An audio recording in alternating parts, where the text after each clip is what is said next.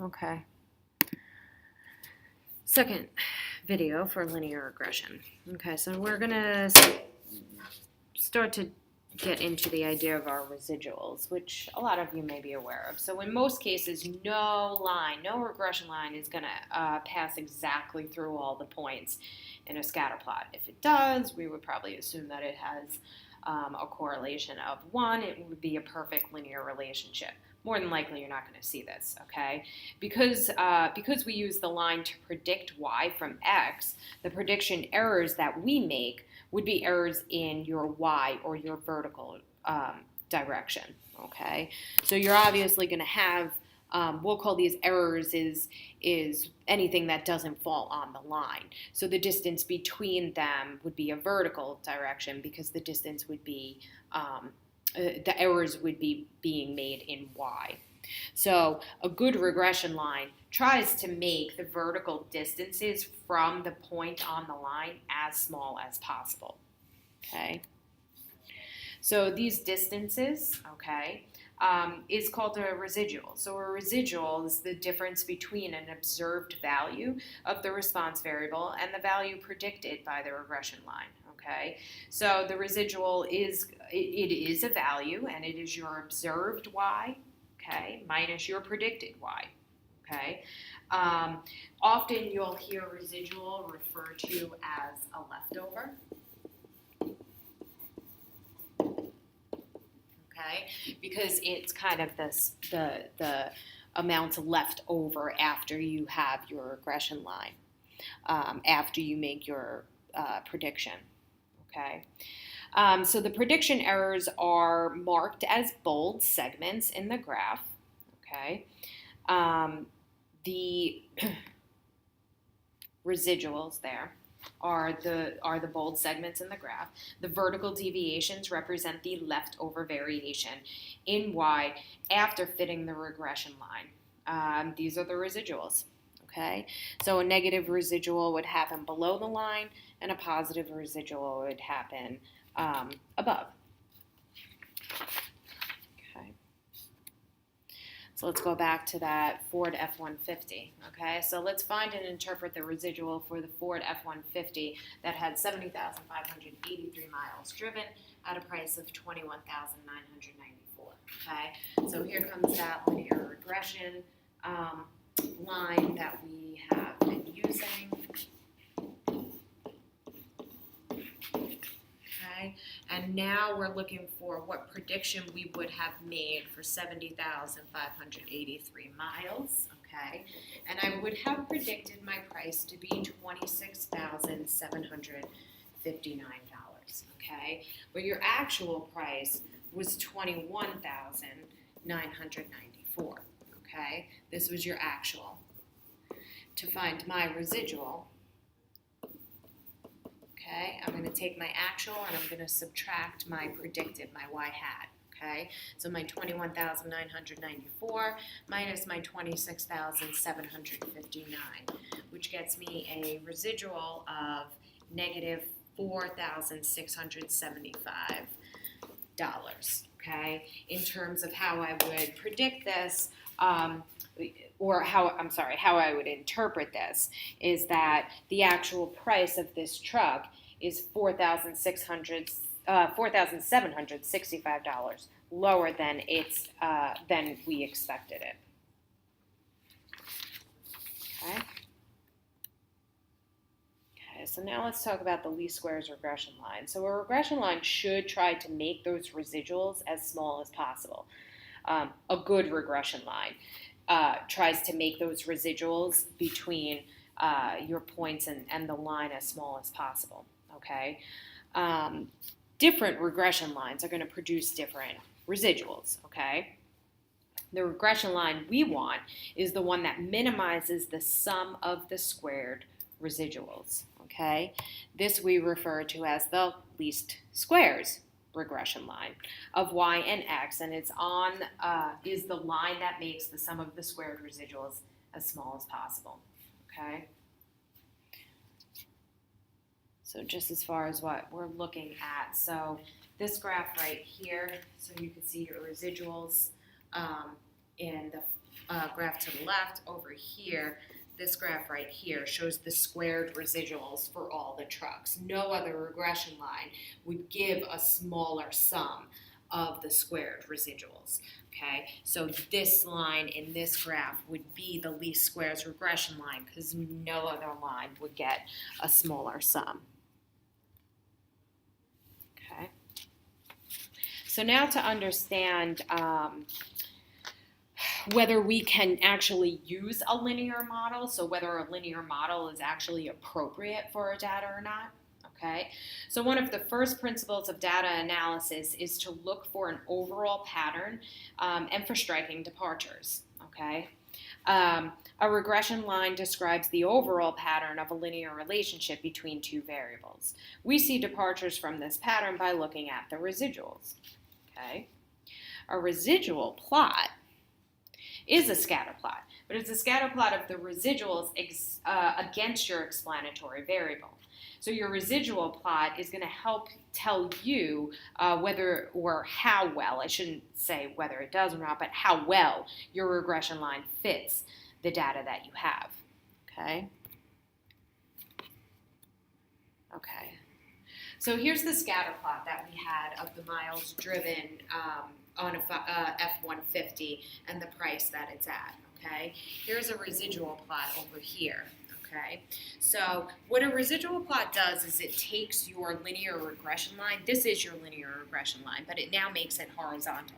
Okay, and it makes it horizontal at 0.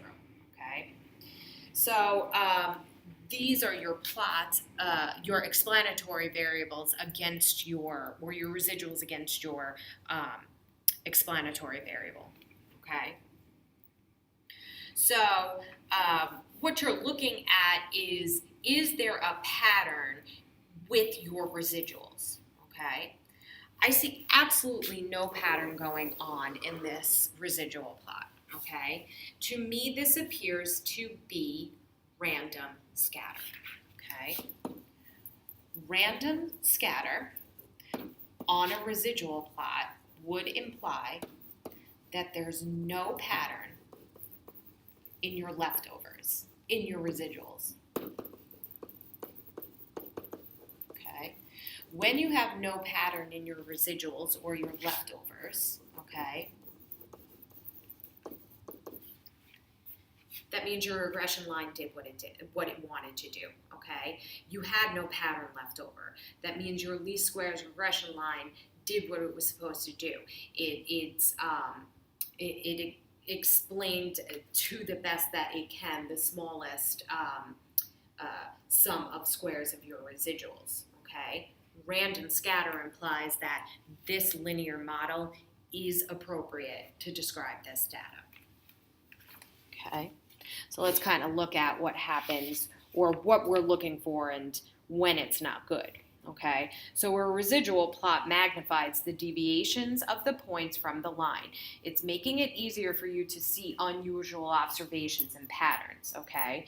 So you wouldn't normally see them on your scatter plot, okay? You wouldn't see a pattern that's happening in your leftovers, okay?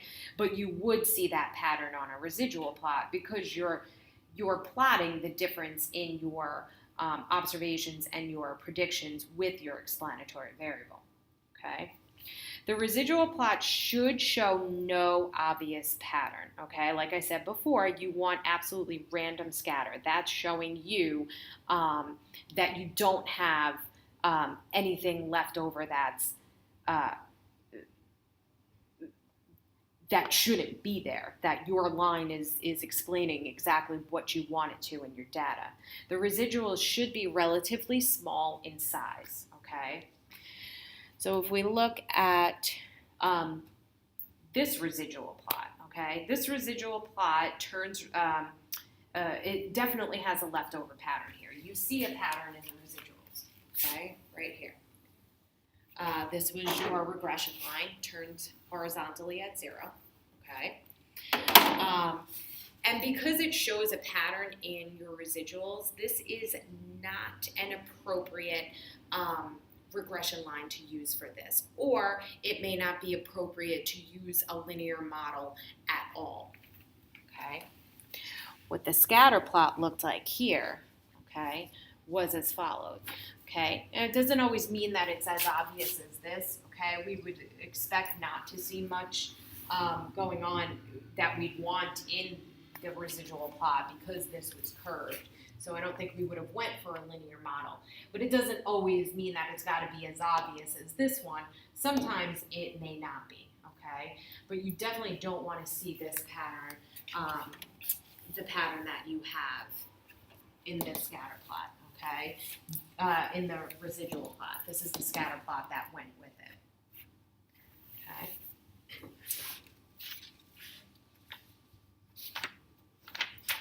Okay, so now to talk about your standard deviation of your residuals, okay? So if we use a least squares regression line to predict the values of the response variable y from an explanatory variable, the standard deviation of the residuals is given as, okay? But another thing that we're not going to calculate by hand, okay? So let's understand what this is, okay? Well,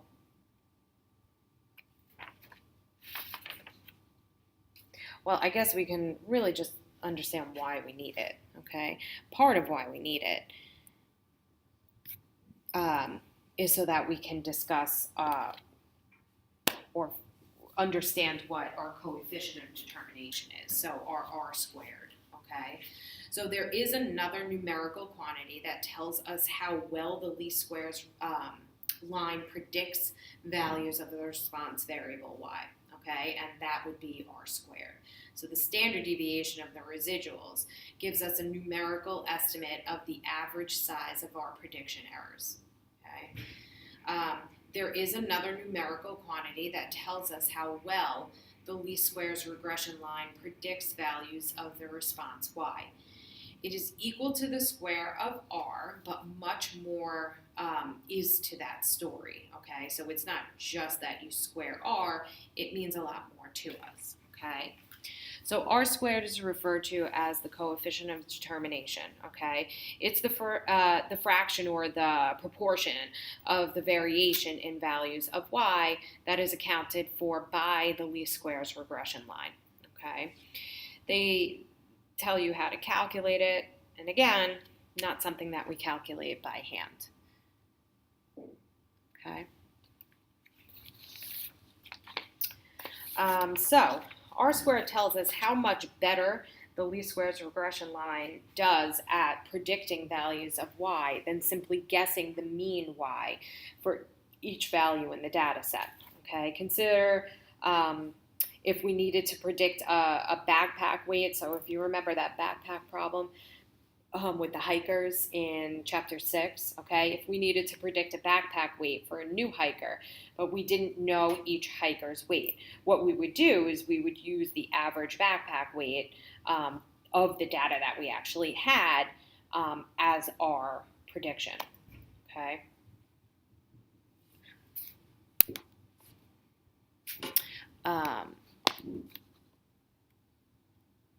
The horizontal line here is at the prediction at the mean of the backpack weight. Okay, so if we use the mean backpack weight as our prediction, the sum of the squared residuals would be 83.87. Okay. If we use the least squares regression line to make our prediction, the sum of the squared residuals is 30.90. Therefore, 36.8% of the variation in backpack weight is unaccounted for by the least squares regression line. And here comes r squared. Okay.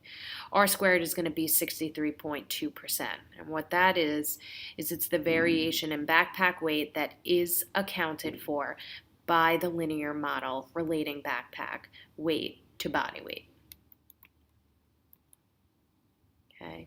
So really we just need to know what these numbers are and kind of what we can do with them. So we're going to run through this quick example and that's really all you're expected. You're not expected to calculate these things. You'll always just you'll have them or you'll be told them, okay? So this is actually going back to the SEC football question in Chapter 6 that we were analyzing, okay? You don't need it necessarily in your calculator still. I just give you these values, so don't worry about that. Okay, so we have been looking at the relationship between the average number of points scored per game and the number of wins, which is our Y, for the 12 college football teams in the SEC. A scatter plot with the least squares regression line and a residual plot are shown. The equation of the line is follows. Also, I give you S and R squared. The first thing I want to do is calculate and interpret the residual for South Carolina, which scored 30.1 points per game. Okay.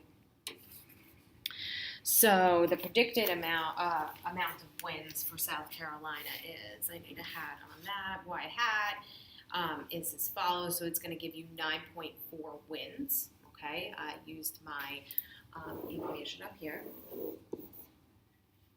Okay, from that, I know that my actual was 11. Okay, so I'm going to take my actual and subtract my predicted, and so my residual here, 1.6 wins.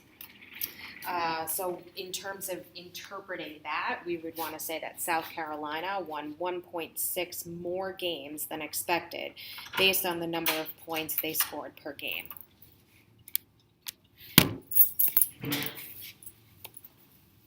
Okay, so is a linear model appropriate for these data? So now I'm just going to look at that residual plot there, okay? There's no obvious leftover patterns in the leftovers in your residual plot, okay? This would be understood as completely random scatter, okay?